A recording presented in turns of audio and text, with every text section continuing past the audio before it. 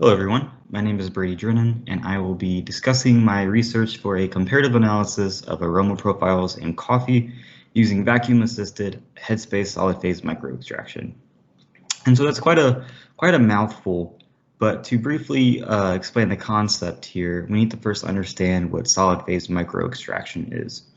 And so what solid phase microextraction, or SPME for short, is a technique used in the field of analytical chemistry to extract compounds from complex matrices or samples such as coffee. And so how we go about it is that we would inject a needle with a fiber on the needle. And then we can do this by either injecting it in the space right here called the headspace, which is above the actual sample itself, or we can directly inject it into the liquid or aqueous sample associated with the headspace. But for this specific experiment, we will be just looking at the headspace. And so with this fiber on the needle, we actually are going to absorb these compounds that we care about onto that fiber, and then we can extract the compounds and then use them in something, say, another technique where we can separate those compounds, and in our case we use gas chromatography, or characterize them or quantify them, and in this case we used mass spectrometry.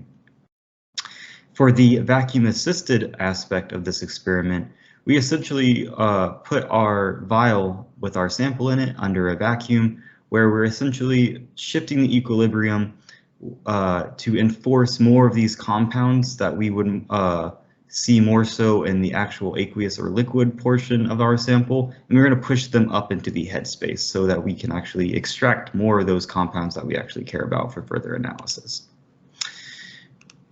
And so this is a relatively underexplored sample technique, and by looking into coffee and looking at the complex aroma profile and various influences of those aroma profiles, kind of highlights a great application for using vacuum headspace SPME.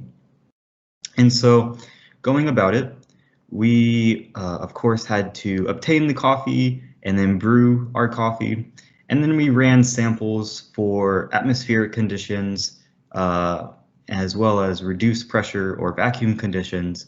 And then we, of course, used or ran samples under vacuum conditions for 2 different genetic variants and 3 different types of brewing methods to see if we can distinguish between those types of samples by using this specific sampling method. All right, and what we were able to find was that vacuum headspace SPME shows promise in a more efficient sampling technique, but we did specifically a targeted analysis where we were only looking at just 20 compounds. By doing an untargeted analysis, we can widen our range and scope of our analysis and see more of the effects that we're changing whenever we change these variables. And the same can go for the looking at genetic variants. We were also unable to differentiate the genetic variants, so we would need this untargeted analysis to do this as well. However, our analysis using a principal component analysis, we were able to differentiate brewing methods, which had the greatest effect on the sample's variability, followed by the genetics and the sampling technique. And just a side note, by looking at the partial least squares test of the analysis, we were able to see that cold brew samples were differentiated by higher concentrations of analytes with chocolate-like notes. And then for French press we observed that there were lower concentrations of those 20 targeted analytes, contrary to what we are initially expecting, since French press is considered more so of a gold standard when brewing. So with that, that is my 5-minute little video. I hope you enjoyed. Thank you for listening.